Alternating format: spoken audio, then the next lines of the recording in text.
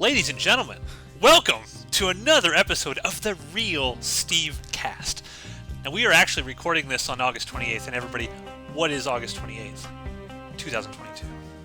It is Steve James Day 2022. Wrong.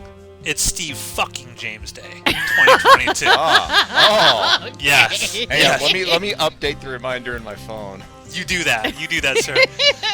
But if you, dear listeners out there in Kenya, are listening to this, it is actually October. What the actual fuck?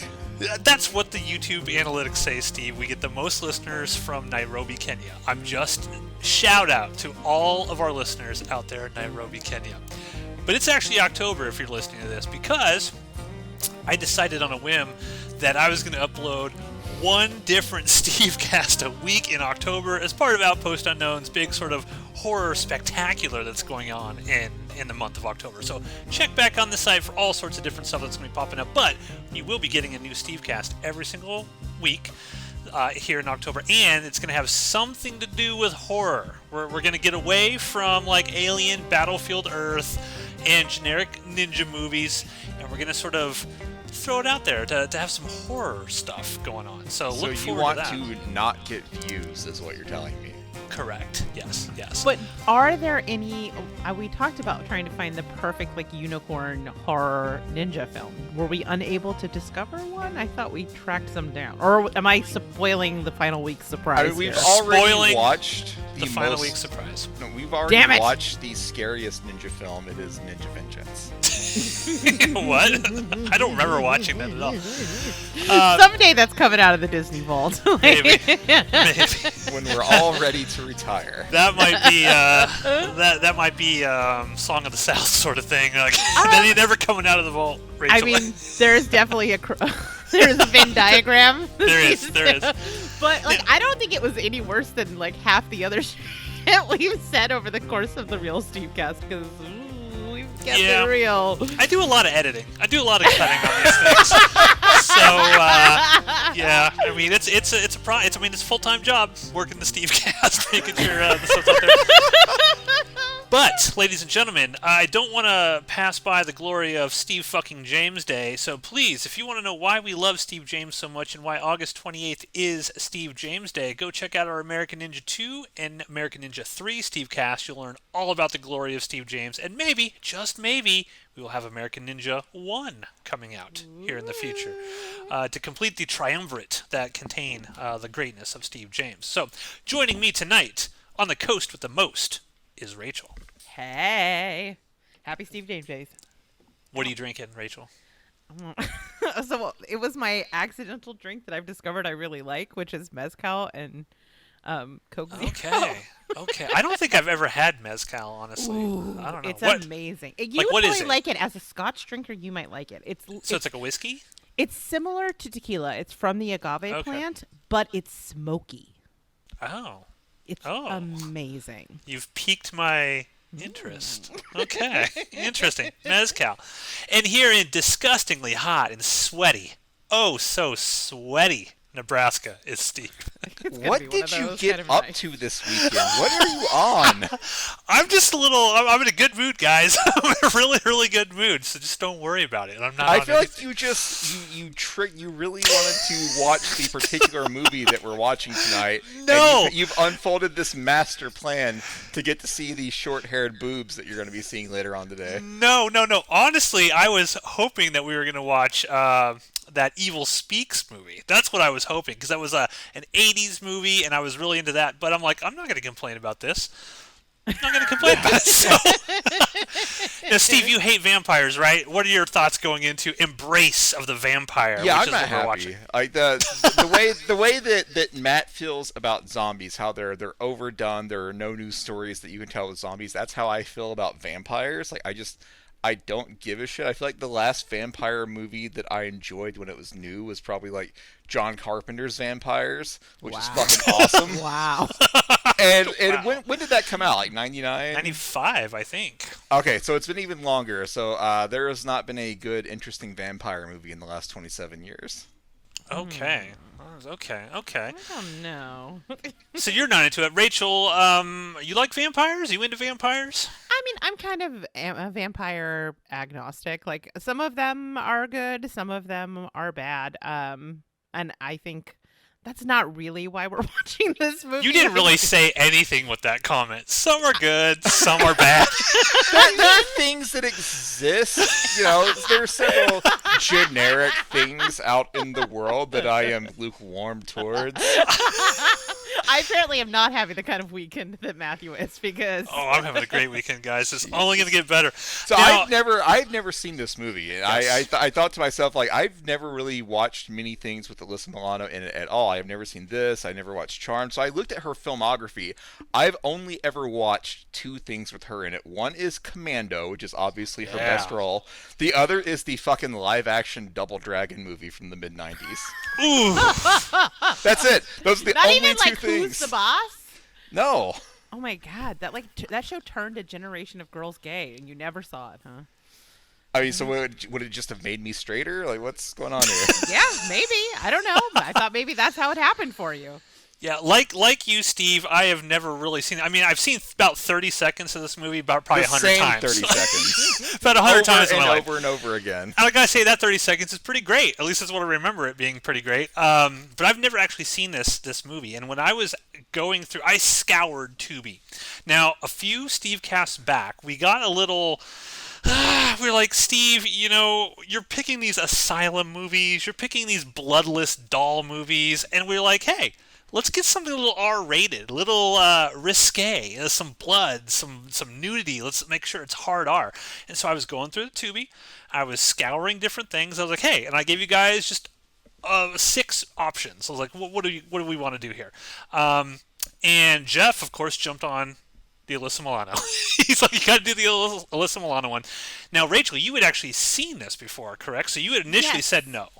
Yeah, I had seen it before, and I had assumed you had because you have referenced this movie before, but I didn't realize No, it was he's because only you'd referenced seen 30 it. seconds of it. Yes, Just 30 so seconds of it. That I did not understand. But here's the thing: is I saw an edited for TV version.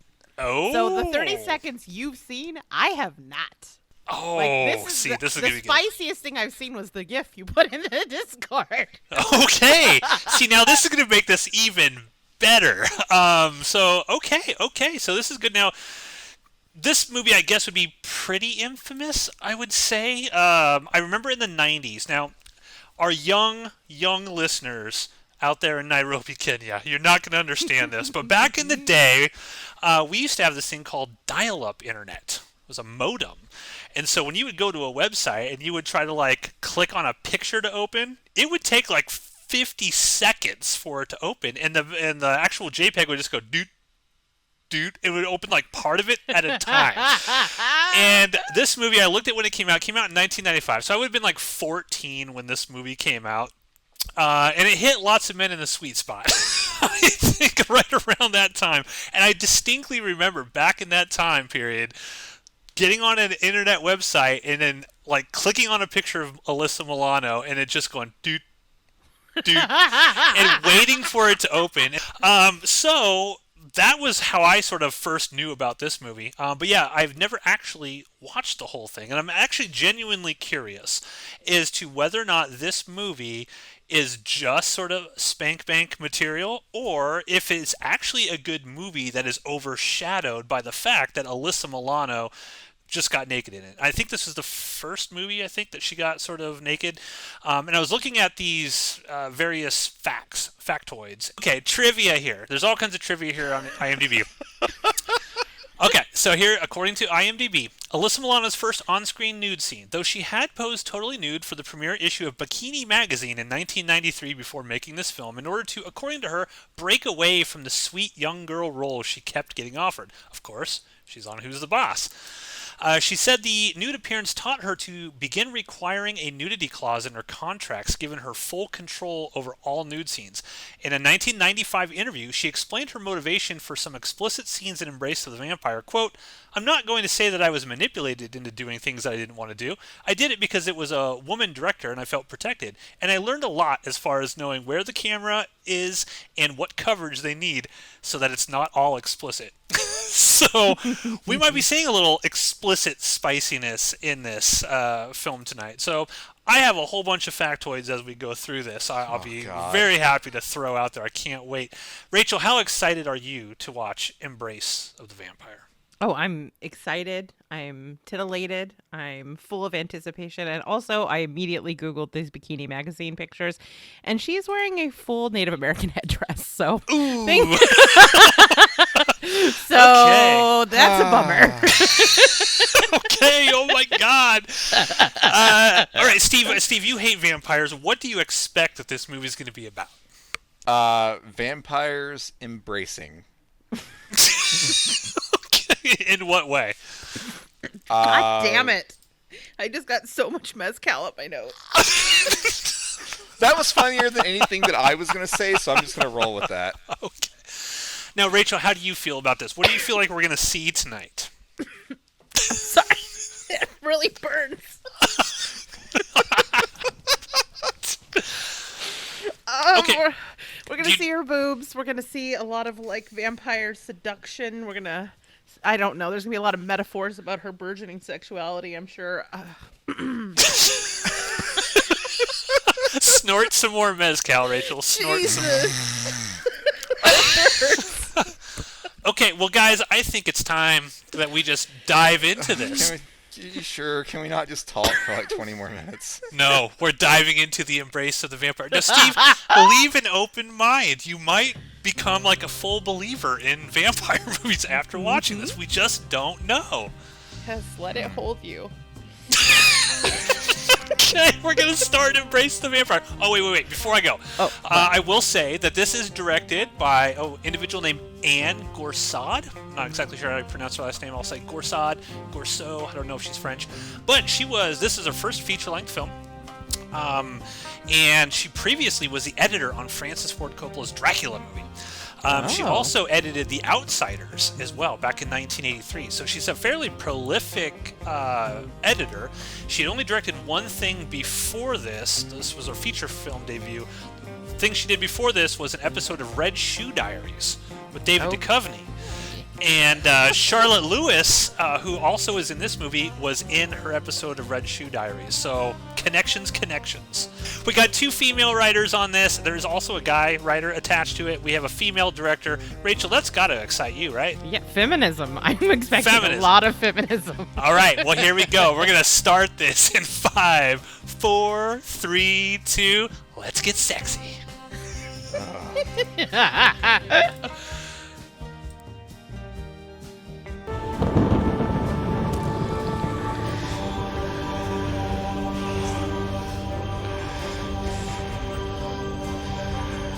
Feel it in your heart. Love.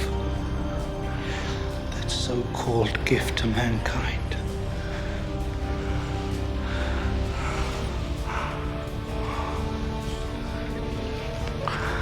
My might would free you.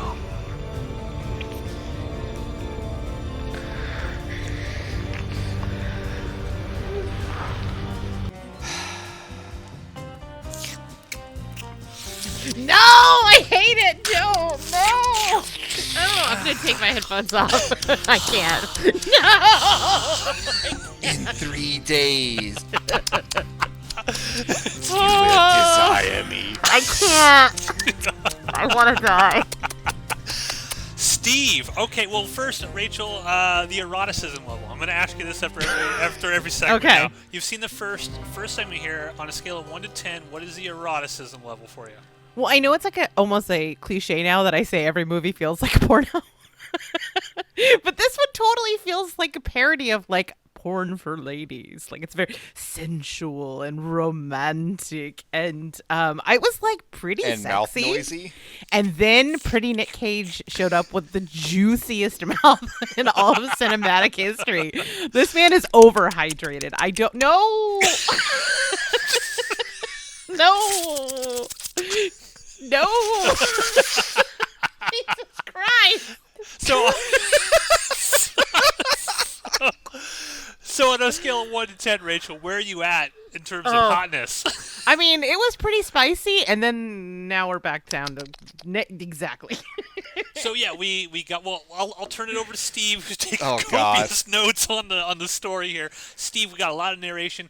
I should point out for the listeners, we watch these in 15-minute segments, and I forgot to mention that in part 1. So we watched minute 0 through 15, and it started with some really sexy titles, like title font, right? That Yeah. cursive Yeah. writing, like okay. Yeah. And then Curves. Steve, where did we go from there?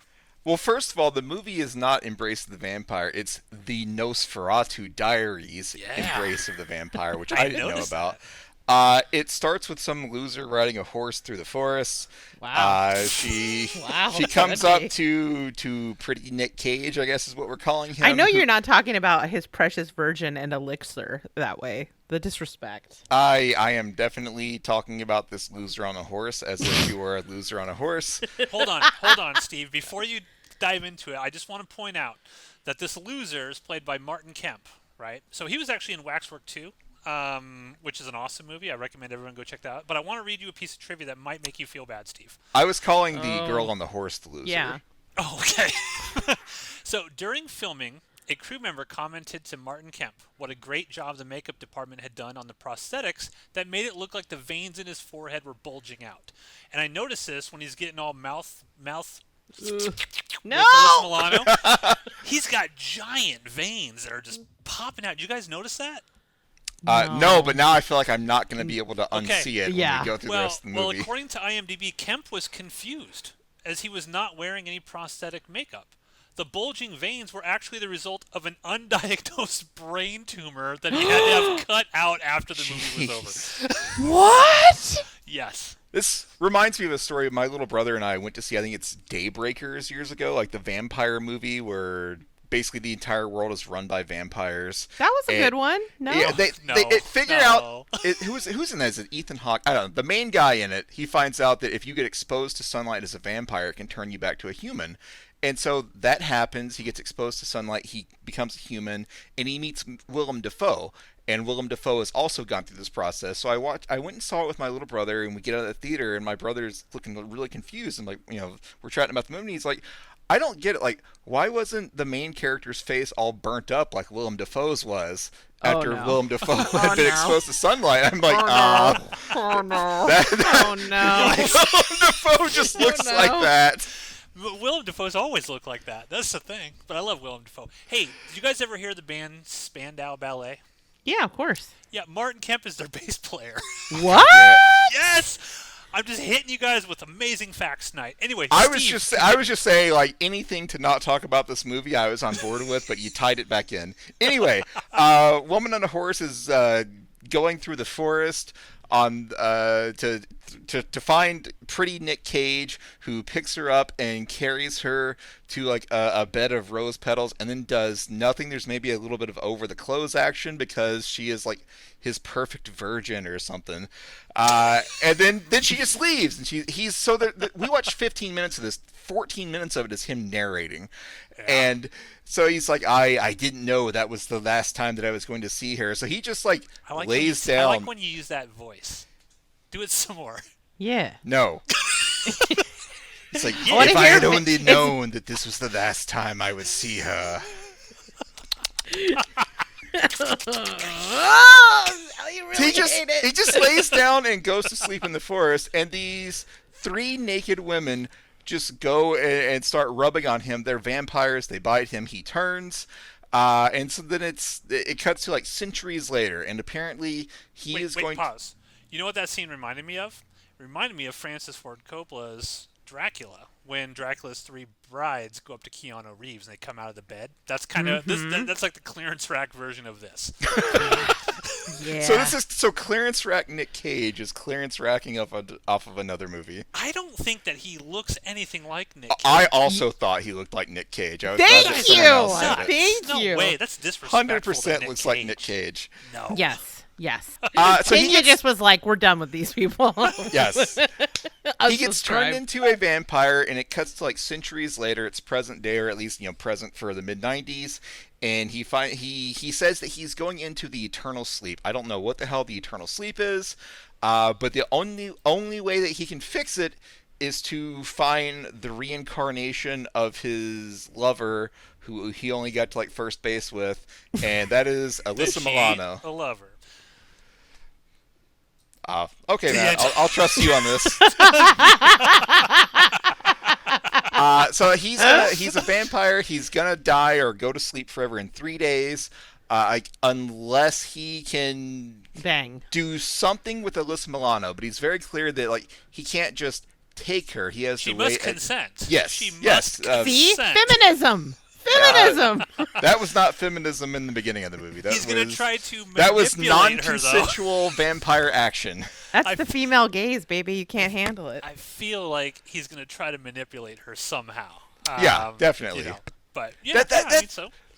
I was thinking about this earlier when we decided we were going to watch this movie. Like the whole idea of like the seductive vampiric gaze. Like I've never understood why so many people think that's like sexy. Like you've got like this supernatural creature that can make you just want to fuck them by looking at you. Like that's like Isn't that mind rape? roofie. Isn't that like rape? Wow. Mind roofing vampires. Mind roofie. That's our next movie, Steve. We're gonna make No, it about absolutely mind fucking not. roofies. Mind roofies. Anyways, the only way to not go into the eternal sleep is to like win over Alyssa Milano. He can't just take her. He has to make her want him. But she is currently in a relationship with some douchebag named Chris. Wait. I don't mean to interrupt you, but we fucking realized that Jennifer Tilly was in this movie. She's in the credits, and I can't believe we've gone this long without mentioning that Jennifer Tilly is in the credits. Please, my penis can only get so erect. I want to see Jennifer. I don't even care about Alyssa Milano anymore. I want to see I'm on board with like no Alyssa Milano. I just want Jennifer Tilly start to finish. So I assume that means Jennifer Tilly is not in the 30 seconds that you have seen and I have not. I have not seen. I had no idea. Okay, let me look up like. Don't Jennifer do it. Tilly. Should we spoil it. just switch to Don't Bound? Spoil it. I wasn't Steve. looking her up in this movie. I'm looking her up for some other movies that I have Tweet her, knowledge Steve. of. Tweet Jennifer Tilly. No, about her experiences absolutely with not. the Race of the Family. I will absolutely not do that. Who are we going to tweet? Like, I feel uncomfortable with every option. Yes, that's so what I was far. thinking. It's like, Matt, I'm going to give you the login information for the Stevecast, and you can do whatever you want. Actually, Martin Kemp. I think that's our winner chicken dinner. Yeah. I think, Standout we reach ballet out to bass him. player. Yeah, that's Send the us one. All right, Yeah. how's the brain tumor treatment? Oh, No! Ask him about how he made all them sucking noises. Oh! How wet is your mouth? How wet is your mouth? God. It's too moist. It's too moist. I don't like it. Wait, I'll Okay. tag Rachel and be like, at No! Zombie Please Rachel don't! says God, your no! mouth is too God, moist. no. Yes. God, no. Yes. Don't Yes. do it, please. Our friend, don't embarrass him, but just say, our friend, we were watching Embrace the Vampire, and our friend says, your mouth is really moist. Almost too moist. Fun fact, this movie was made for $500,000, and it was shot in 13 days at a private high school in Faribault, Minnesota. And it made so much money on home video, probably because of Alyssa Milano, $15 million, that her and Ann Gorsad then went on the next year to make another movie, Poison Ivy 2. Oh, shit. Ugh. There you go. There you go. Skinamax. So, Steve, how are you feeling about this first 15 minutes? I hate it. I hate everything about this. I just want Jennifer Tilly, but so far, absolutely nothing of value or entertainment has happened. And we have actually... Counterpoint, this is the best movie we've watched. I will say what's interesting is we have 15 minutes here, and Alyssa Milano did not get naked in any of it. She's running around in sort of like this, I don't know, lingerie, white... What would you call that, Rachel? A nightgown? Nightgown. That's what I'm looking for. I was sitting there like, why can't I think of the name of this thing? She's in a nightgown, and I would have imagined, like, oh, well, you know, because they go right into it, right? They're like, okay, she's meeting up with the vampire, and I guess his eternal death, I would imagine he's just going to die. They had to do something to fill in the 14 minutes of him talking. It's called foreplay. Calm down. Yeah, it's Steve. coming. Yeah. Steve. Wait, so the foreplay was him going No! for 14 minutes? You know, every single time Rachel pisses me off, I'm just going to go... God damn it. Never show these assholes your underbelly. They will pounce. Okay, the first 15 minutes, we have the story now. We have the backstory of what's going on here. He put in like a necklace on her, like an ankh, and then just left her outside, and that's where we're at. Yes, but I mean that's how it works. That's what the thong diaper ladies did before they went in for the kill. It's a part of the ritual. It's part of the foreplay. Thong diaper ladies. Yes, that's a name for a band right there. All-female band, Thong Diaper Ladies. God damn, I'm gonna regret this, but I'm looking up thong diaper ladies. Google it. Now, Rachel, I'm going to ask you a question here. Take another drink of mezcal or snort it, whichever you prefer. I think it went into my sinuses, and because I'm way drunker than I should be already. Yeah. So I looked up thong diaper ladies. The first hit is for an Etsy page, so I'm gonna go to this. Do we need to have Jeff park that web address as well? Thong diaper ladies, just like we have. It's just like we have the other one. Pack of 3 female dog diapers. Okay. Oh God. Okay. There's a chicken diaper. Rachel, what? Rachel, wait. Is it a diaper with a chicken or a diaper for a chicken? It's a diaper for a chicken. I'm gonna put this in the chat. Rachel, I'm gonna ask you a serious question here. Oh no. Serious question. Okay. So these movies are ostensibly supposed to be, erotic and very sexy and whatnot. Do you feel that these types of movies only work when the leads, and let's say in this case you have Alyssa Milano and then you have clearance rack Nick Cage.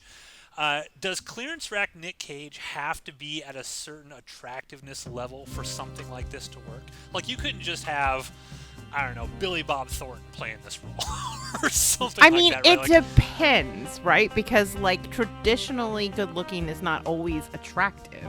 They have to have, that thing. They have to have that spark. Billy Bob Thornton kind of has it. More so than I would say pretty Nick Cage does. He's almost too pretty. He looks a little sad. He looks like after he cries after he ejaculates.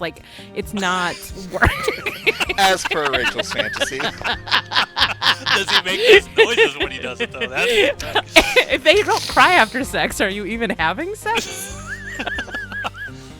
Well, no? Okay, let's watch minutes 15 through 30. If we have to. Fire. We will start in 5, 4, 3, 2, play. Love those eyes. Don't you just love those eyes? Is that your boyfriend? Well, I don't know if I'd call him my boyfriend, but he serves his purpose. Oh my God, tell her about the answering machine. You're gonna die when you hear this. Oh, please. Come on, tell her. All right, never mind, I'll tell her. Okay, the first night that Eliza and old Robbie hook up, they get smashed to McGee's and go back to the dorm. I was in complete control. Yeah, right. Anyway, Eliza comes in and hits her answering machine thinking she's got all these messages, only she hits the wrong button, and instead of pressing the play button, she was recording a new message. Stupid machine.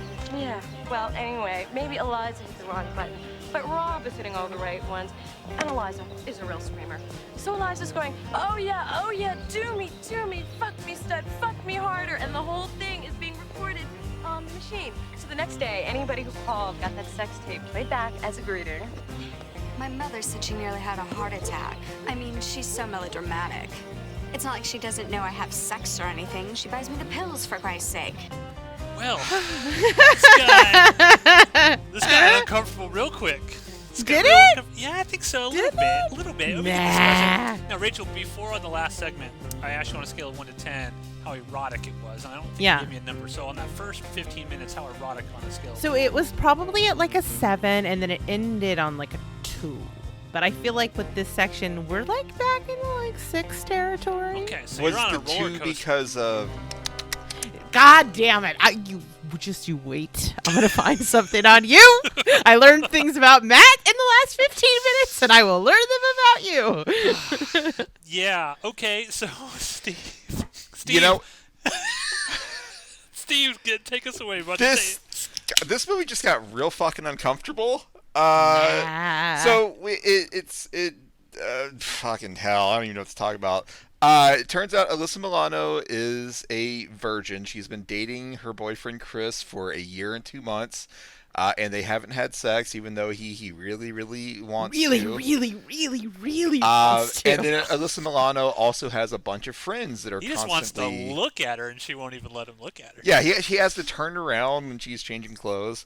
But she is surrounded by women who are completely, like, real-to-life accurate, according to Rachel, and they were constantly, like, pressuring her to have sex and play the field. Well, there's some slut-shaming. I feel like you're picking up on the wrong parts of that conversation. I feel like Rachel's accurate. really problematic, Steve. Really, like every Oh every my one of these God. reviews is pretty problematic when it comes to female.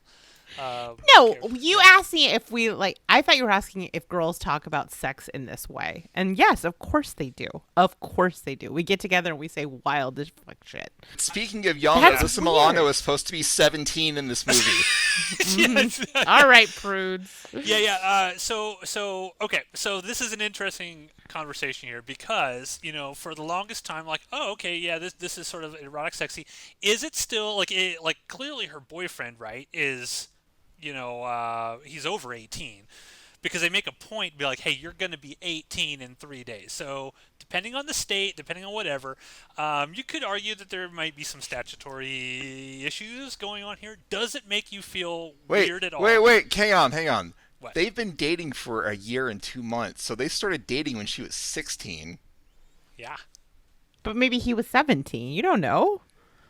You know what? I'm noping out of this conversation because obviously you guys are a bunch of fucking Rachel's prudes, like, and I sound like a creep. And Yeah, like, Matt and I are here thinking, man, like, this is a little weird. Like, I don't This feel is that weird. comfortable like this. And Rachel's like, are you sure it's actually that bad? She was only 16.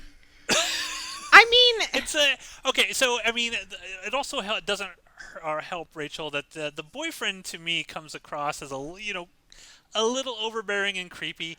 I mean, I feel like you've clearly never been a girl. I haven't. I have not. And Like when you guys are like, "This is crazy," and I'm like, "No, guys, this is what life is like when you own a set of boobs." No. We know it's what it's like. What we're trying to say is like we find it kind of wrong, and it makes us uncomfortable. And you're fighting with us. I'm not fighting with you. I'm just like saying like it's a reflection of reality. I mean, I think that there is something more going on here than just like it's not just sexy. It's definitely that. But I do actually think that there's some interesting commentary about sexuality. And this is not the venue for this. I'm trying not to go into analysis mode, but Oh, I want some it's more Embrace the complex than you guys are Vampire playing it analysis. out to be. I want deep analysis. Deep and wet analysis. Minus the cis. I got it. Deep and moisture-filled analysis. Ah! Okay, so apparently, Steve, Rachel's saying it's okay. We don't have to feel weird about this. So, Steve, continue on. She's giving us a pass. Steve, tell us what happened here in this 15 God damn it! minutes. I quit this. I'm done. You guys are making me out to be a creep. I feel like you made yourself out to be a creep. We're just saying, whoa, she's 17. Like that's a little. We're uncomfortable. saying, 16, 17, maybe we should take a step Okay, back. 16. Like I didn't say. God damn it. Rachel's Rachel, like, Rachel, nah. Okay, Bye. Rachel, I'm Rachel, out. Rachel, look at this from muted this herself. perspective. Okay, Steve, continue.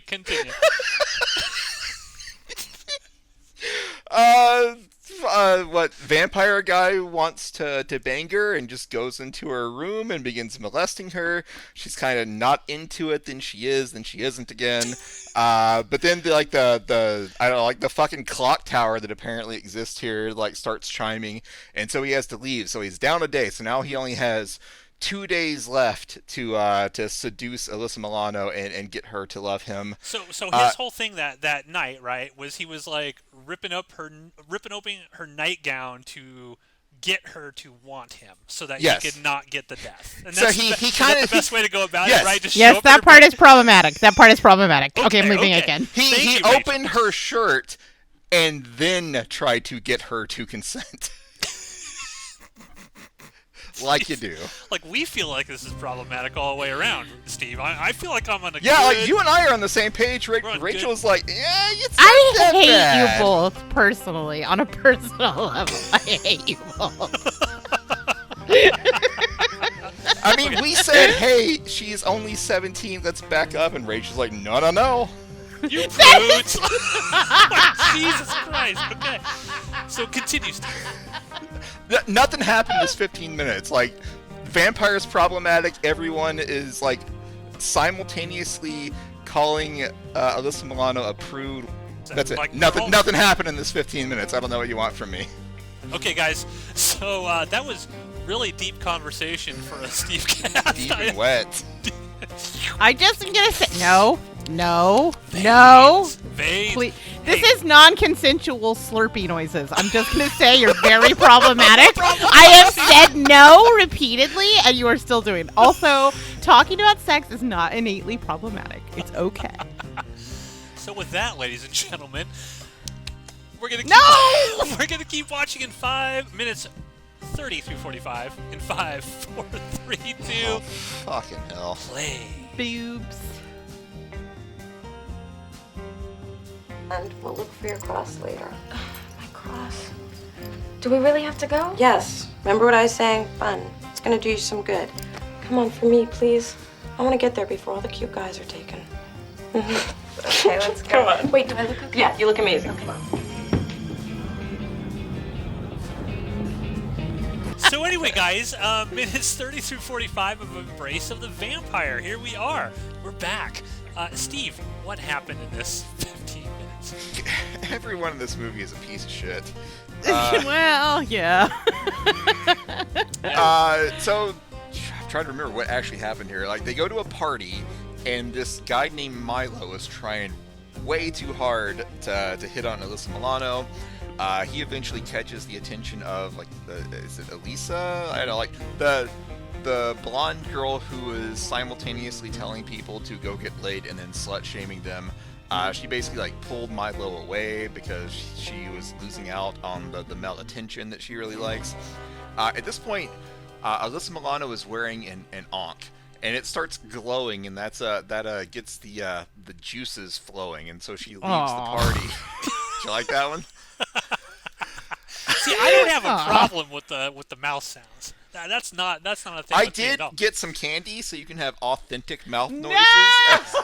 See, Again, I do not consent. So, anyways, the ankh starts glowing. She goes to see the vampire, who is still trying to hit on her. I kind of checked out for a little bit, but at some point, Alyssa Milano. It's called an orgasm, Steve. It's fine. Yes. 2 of those because of this movie. Jennifer Tilly does show up, and I hope it's not Jennifer for Tilly 10 does show seconds in a weird dream sequence, because I would be very sad. That's what it's going to be. But before that, Alyssa Milano's friends, air quotes, just kind of send a guy after her who immediately tries to assault her. She's rescued by the vampire, who then goes and kills her friend by... What happened to the friend? Like, she was like hanging onto like a soccer net. I know. I was like, have you tried letting go of the net? Yes, like I was trying to think. I was like, did he do something? Did he like use like vampire mind powers that I didn't know about to like somehow in a wrap web her up of in there? sexuality? But no, it's like she just, it's a metaphor. like she's in like the net, like a soccer net, and because reasons she can't just let go and run away, and it's not like he's like between her and safety. He ends up on the other side of the soccer net because he bites her through the neck and kills her as well. Then he goes to a bar where Chris, the douchebag boyfriend, shows up, and they start talking about what it means to be in love and whatnot. Chris is having a nightmare about Alyssa Milano having sex with pretty boy Nick Cage vampire with the brain veins. Alyssa Milano is also Milano is also having a nightmare about Chris having sex with Jennifer Tilly. And that's where we are. I hate all of this. This movie feels like I shouldn't be watching it. That's what it feels like to me. I need an adult. Rachel, you're on board with this not being a problematic movie. What are your thoughts? What's your eroticism level at right now? I would say that this was not the sexiest 15 minutes because of all the With implied mouth sexual noises assault. And you know what? There was a lot of mouth noises. It was a little sexy when the two dudes were in the bar, and I was like, oh, this is a different kind of sexy movie. But then that was immediately, the 90s, like, gay panic kicked in, and so we didn't get any of that action. But here's the problem: is it ended on a Jennifer Tilly note. So I have like a lot of confused lady boners throughout this. So I would say we're still writing at at about a 6. We're at a 6 still. There has been no build. But like on average, we're at about a 6. Now there was some question about the boyfriend. Oh, by the way, fun fact: the boyfriend in real life died of a drug overdose. Oh, Jesus Christ. Wait. Matthew! Okay, 4. I'm at a 4. Now. So, he goes into a bar. He orders coffee, but as Steve pointed out in the chat, like he ostensibly would be probably 21 if he's going into a bar late at night. Does that make this does this make it ookier for you?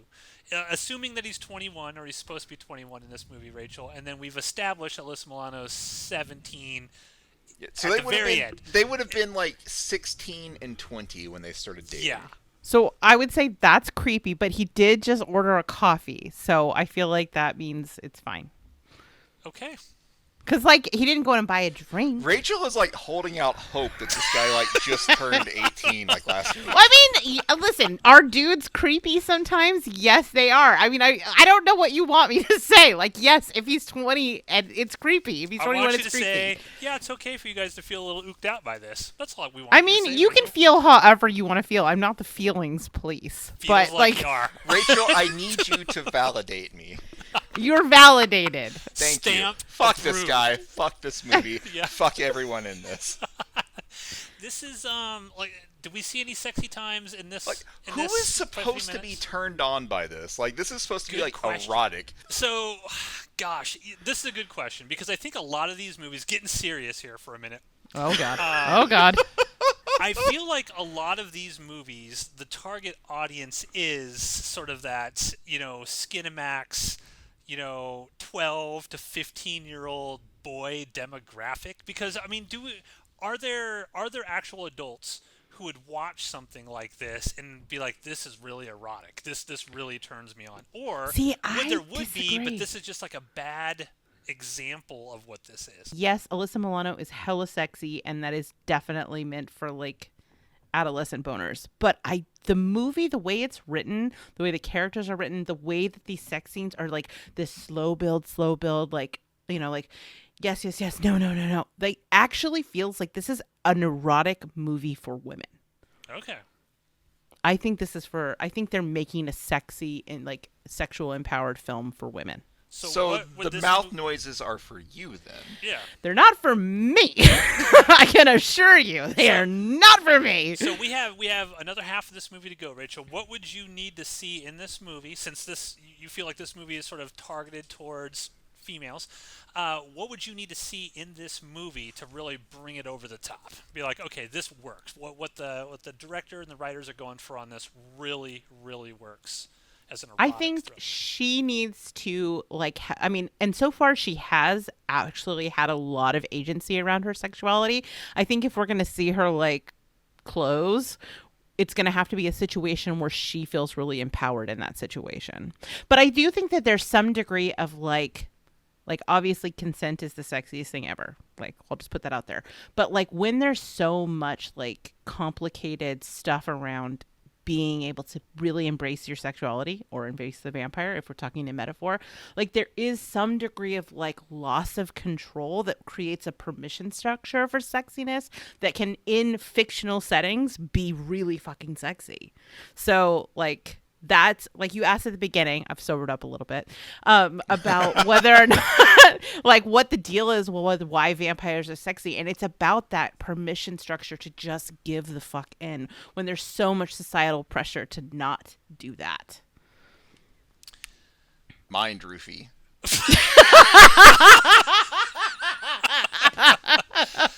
So in fictional settings, some people just want to be mind roofied. That's what you're saying, Rachel? Yes, I am actually Okay. saying that. There we go. We've solved it all. Ladies and gentlemen, Good. Now we don't have to watch the rest of the movie. we must. Rachel, is there anything else about this 15 minutes that you think stood out that you want to mention, or should we just hit the next 15 minutes? Yeah, we're really I edging think we close touched. to the end. You know what? I have bad news for you. We're only halfway through, so we're not edging close to the end. We're going to be edging for a long time. As per my fantasy. All right, let's get into this. And with that, we are going to get into some more sexiness in a fictional setting. In 5, 4, 3, 2, 1, play. Your hair's so soft. Would you like to lay back? Could you lean back? Okay, Rachel. 10. My answer is 10. Okay. The sexy eroticism meter of Rachel has skyrocketed to a 10. Yep, 10. So, minutes 45 through 60, I think 13 of them contained the scene in question. So, Steve, why don't you recap what happened in this 15 minutes? And do it slowly, please. Very slowly. With some, Nope. I'll layer in some like really bad 90s like pop music Yeah. over in the background here. Nope. I said in the chat, Rachel's talking about the segment. Okay, Rachel. I didn't. I honestly I don't remember how the section started. Did it start with her like sitting in the field where the girl from the Golden That's all Child that shows matters. up? Yeah, that's all. Okay, that that's really right. matters. So she's in the field staring at like a metaphorical boner, aka the tower, and the girl from the Golden Child shows up and says, stop looking at the boner, come with me. And they do. They go back to her studio. This is the lady that's been seducing all the models that they're like slut shaming earlier. And then the music kicks in, and it is 90s sexy cheesy. Like clearly she like when she left the Red Shoe Diary, she like took some of the music with her. Yes. Because it's hot and heavy. All right. to it. So they go back, they go to her room, and then she starts, she's a photographer. So they start taking some photos. The music is playing, and naturally, clothes start coming off.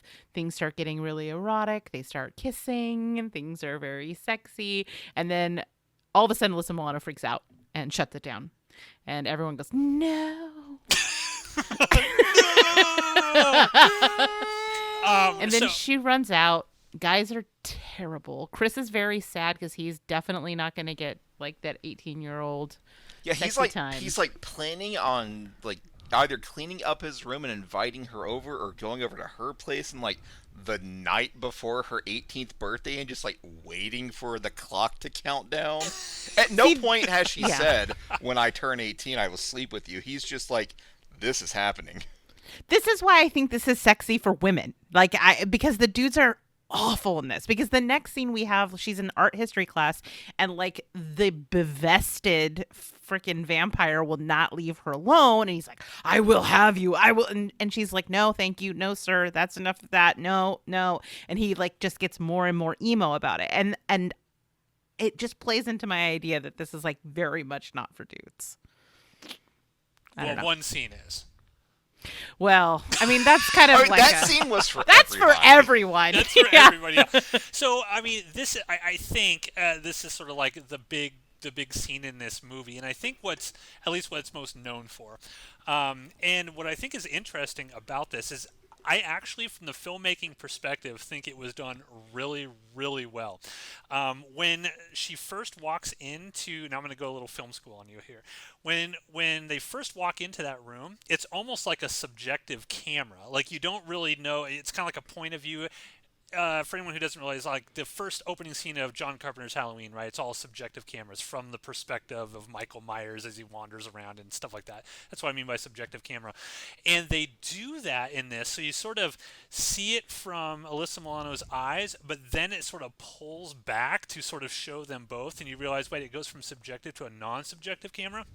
And they do all these like different cuts with like Golden Child lady staring into the camera. She like takes pulls her hair out and stuff like that, cutting back to like close-ups of Alyssa Milano just sort of looking almost hypnotized.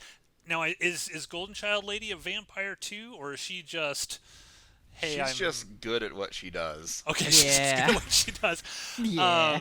And so, like, I actually think this was filmed really well. And I think that if somebody were to argue, like, well, what's an example of a really well done erotic scene? I think this would qualify. Now, Steve, do you feel like this was an erotic scene? I mean, I don't think Be so. honest. But, No? I am being honest. Like, I don't think so, but it's also because we're all, like, jaded because porn is a thing now. Okay, so you think that you've been like your brain has been broken, like sensual is Yeah, no like, longer enough, like I it just watched needs this, to be. I'm like, I've seen two people go a lot further than this with the power of the internet. But I Interesting. feel like it still works. I think it Yeah, still I think works. this is almost like sexier. And it goes on and on and on. And Maybe it's just because maybe I just can't focus because I know I'm gonna have to talk to you two like 10 minutes after this is done. I don't know. I think what is sort of interesting about this scene is it's all white. Like everything. I mean, bright lights, the walls are white, it's very sparse. I don't know, is this a metaphor for her virginity or something, Rachel? Is there some I deep think meaning? for sure. Okay, because that's kind of what I think got for from sure it. because like also all of her clothes are white, beige, like very Yes. light colors, and then this woman comes in and she's like in black, like she, Trying to she's corrupt obvious. her. Corrupter of innocence. And we were all cheering her on, which is the opposite of how we felt about every other person that's tried to seduce her in this film. Yeah, and it's just so weird because I think now I don't know what happens after this because I don't know if there's more sexy times or not. But I think this is definitely the scene that that people remember quite well Because from of the this acting. movie. Yeah, I mean the acting is Because great. of the subjective and objective cameras. Yeah. That's what it is. Yeah, I mean it's for the very intricate, film theory camera work that was done on this. And yeah, Alyssa Milano looks pretty amazing in this, and not gonna lie. So yeah, I mean, What was your tidbit that you wanted to discuss? Oh yes, tell us about your tidbit. Yes, thank you. Let me find it real quick here. Okay, here we go. So Alyssa Milano was on Who's the Boss? Okay, she was a child actress, and Tony Danza was kind of like the lead on that show. So Tony Danza, who played Alyssa Milano's dad on Who's the Boss in 1984, was asked soon after this was released if he watched it and Alyssa Milano's nude scenes. Danza smiled but didn't answer. Oh my god. So creepy. Is that creepy? That's creepy. That's okay. He played her dad. He did play and her she dad. was like 12 or like 10 when they met. She So was real young. yes. She was Creepy. real young, real and creepy. Yeah. Yeah. So that was my tidbit. Are you happy? Wow, I feel so good about my night having heard that. Okay, here's another tidbit. Martin Can you Kemp's- have a good tidbit for us? Yeah, this is kind of fun. It just sort of shows like the interconnected nature of a bunch of different vampire movies. Martin Kemp's sister-in-law was Sadie Frost. Sadie Frost played was it Mina in Bram Stoker's Dracula, Francis Ford Coppola. So you got kind of like a family of vampires there. So do you suppose like on Thanksgiving dinner, like Martin Kemp and Sadie Frost get together and talk shop about their various vampire escapades? Yeah, I think they do, and I think they wear the teeth. They wear the teeth. They wear the teeth. Okay. Here's another piece, another factoid. Despite being a direct-to-video release, the movie was shot on 35mm film rather than video, which was typically more common for movies not getting a theatrical release. And the school in which they shot this at is still in operation today, which means somebody is still in that room where Alyssa Milano made this piece of cinematic art. Wow. Yeah. And guess what other movie was shot at this school? What? D3, The Mighty Ducks. So, watch this, then go on Disney Plus and watch The Mighty Yeah, Ducks. I don't want to see the embrace cut of that one. Let's just... Okay, now there's another tidbit here. I don't know if I should say it because it seems like it might spoil something coming up here. I'll leave it to you guys. Do you want to know what this tidbit is before we see what's coming or not? I'm worried that you're going to forget, and then I'll never know the tidbit. Tell Okay. us the tidbit. All right, the tidbit is this. During the, quote, infamous orgy scene, Anne Gorsad What? cast mostly... Okay, now I wish you hadn't spoiled it.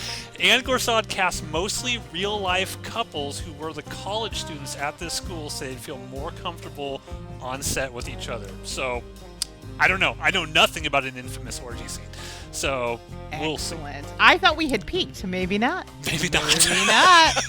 Maybe not. Okay, so Steve, you got anything else you want to say about this 15 minutes, or shall we get into 60 through 75 of Embrace of the Vampire? Nope, I just want to finish this movie. All right. There's the attitude, Steve. We will start in 5, 4, 3, 2. No! Well, I can't think of one thing. Well, well, didn't we soon change into a little whore? You didn't fool me. You can have him. I don't want him. Get out of here, Milo, and take that bitch with you. Who are you calling a bitch? I'm out of here. Is that the best you can do?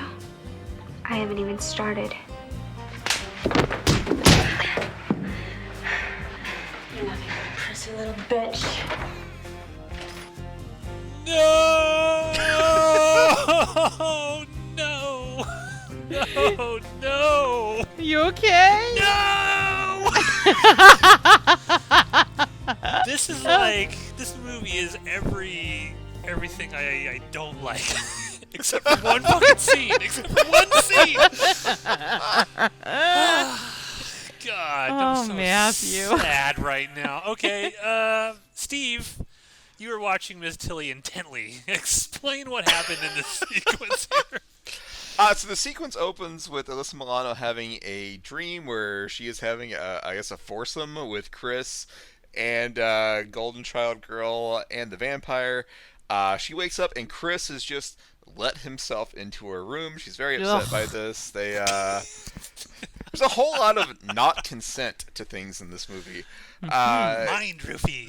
They fight for a little while, or they have a disagreement. Chris leaves. He goes to a bar.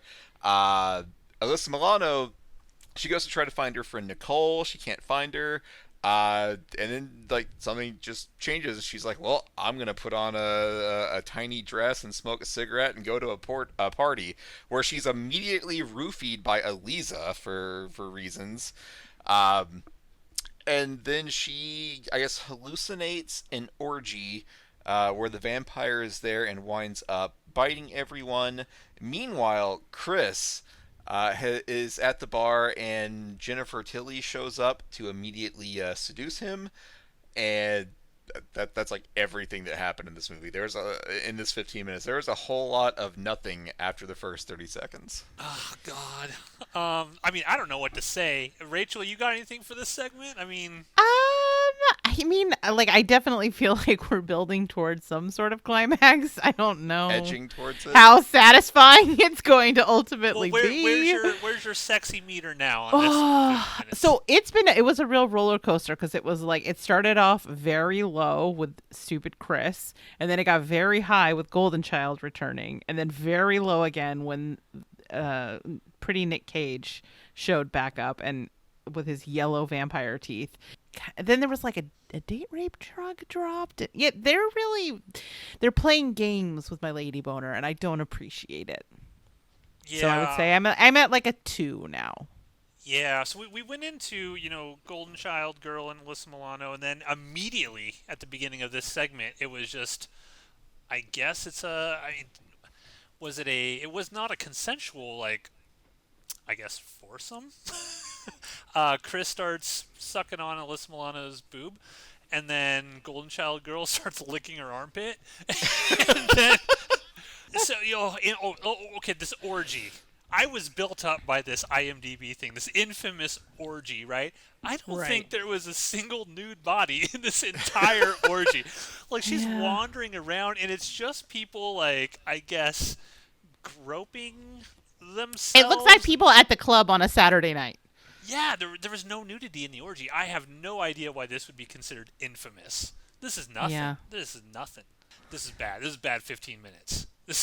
Yeah, nothing happens. There's Like, nothing good about nothing this 15 happened minutes. in this 15 minutes. There was literally two, like there was a menage a quad and an orgy, and you're like, nothing happened. Menage a quad. I like that. Okay, so this is another example of a tidbit, guys. So Give us another Matt tidbit. here's another tidbit.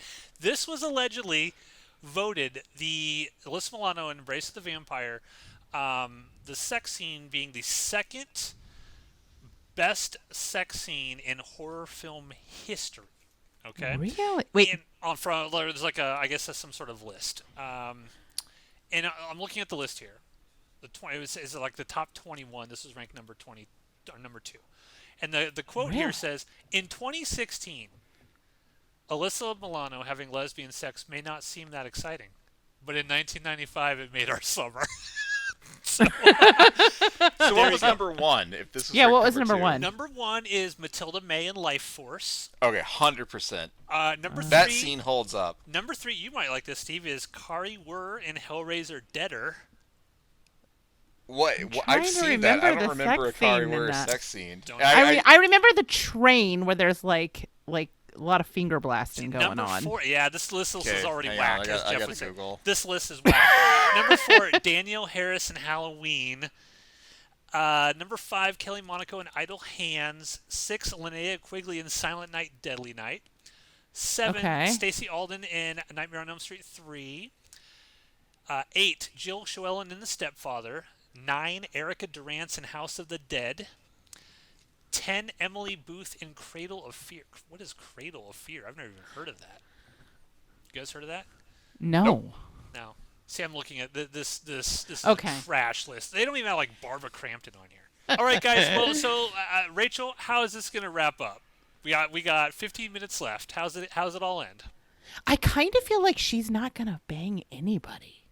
But how I would that think make that- you feel? How would that affect the sexual politics of this I would movie? say it would be a fail as a sexy film, but also kind of a subversion of the expectation from like a more critical standpoint. So if this movie is ultimately about like, embracing one's actual sexual desire and vampire is just a metaphor for that, like choosing not to have sex is also a valid option. It's just not very sexy. Okay, Steve, how do you think this is gonna end? I agree. None of the guys in this movie are bangable, so I think she's just gonna keep it in her pants. You heard it here, folks. Matthew the great arbitrator, has spoken. That was Steve who said that. Not Steve! Steve! Jesus Christ, Rachel. I mean, do either of you disagree with me that none of these guys are bangable? None are bangable. No. Absolutely. There is literally one, other than Alyssa Milano, one bangable person in this film, and it is. What about No, Golden two. Child Two. Girl? And Two. Jennifer Two. Tilly, Two. there's Two. three. Two. Yeah. Now we stopped this in the middle of Jennifer Tilly, I guess, banging some dude. Like, who is she in this? Is she like a vampire? Yeah, Who are she's the coming vampires? across to me like a vampire. I Like, think she's like an agent of Yeah, Mr. that's what I'm thinking. I think Count is- Vestula. Yeah. Alyssa Milano is like afraid of Chris cheating on her, and I feel like Jennifer Tilly was sent by Veiny Forehead Vampire to like make that fear come true. Like she's going to seduce drunk Chris, which is its own set of issues, and then the vampire would be like, "Look, your boyfriend doesn't love you anymore. I'm your only option, clearly." Yeah, that's good. You're paying real close attention. I appreciate that. I will say that if some like 12, 13-year-old kid got a hold of this movie today, like in his dad's VHS collection or something, I think there's plenty here for that kid to enjoy. There is a For lot sure. of nudity in this movie. Oh yeah. Quite a bit. I'm If actually a you little stunned have by it. ever wanted a glimpse at Alyssa Milano's boobs, you are about to embark on a great adventure. Especially about 12 minutes from the 45 to 60 minute mark. Fantastic. Yes. All right, guys, we're going to get into minutes 15 through just the end. It's 1:32. Yeah, this is it. Last segment. All right, let's finish. Let's finish. The climax is here in 5, 4, 3, 2, play.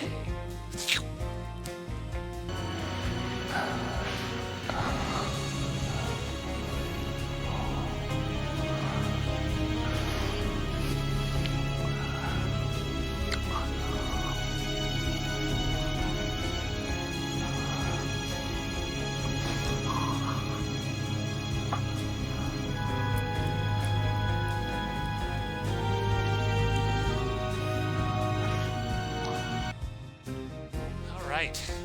Well then.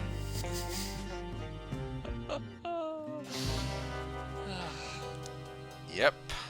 You know, I started on such a high. I was so happy. I was so excited. It was such a great weekend, and I feel like I've been brought down a few levels.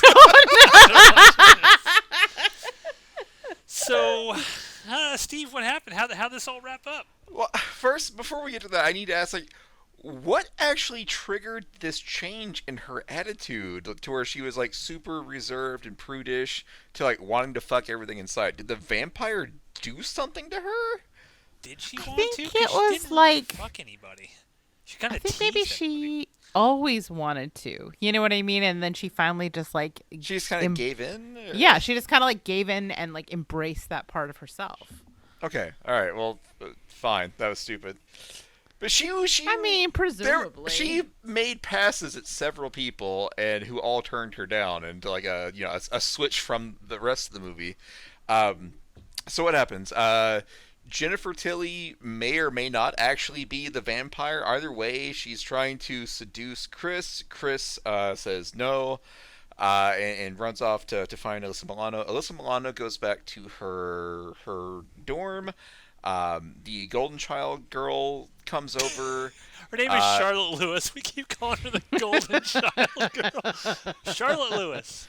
Okay, Golden Child girl. Yeah. She Golden was in a very Child girl. amazing scene. GCG. Goes to Alyssa Milano's dorm room where they start, they're getting close. They want to do it, but Alyssa Milano, again, in a change, goes a little too far and bites Golden Child girl's lip, and so she just runs away. And so then Milo comes back. Milo is like Elisa's person. I don't really know what their relationship is. Some dubious male. Yeah.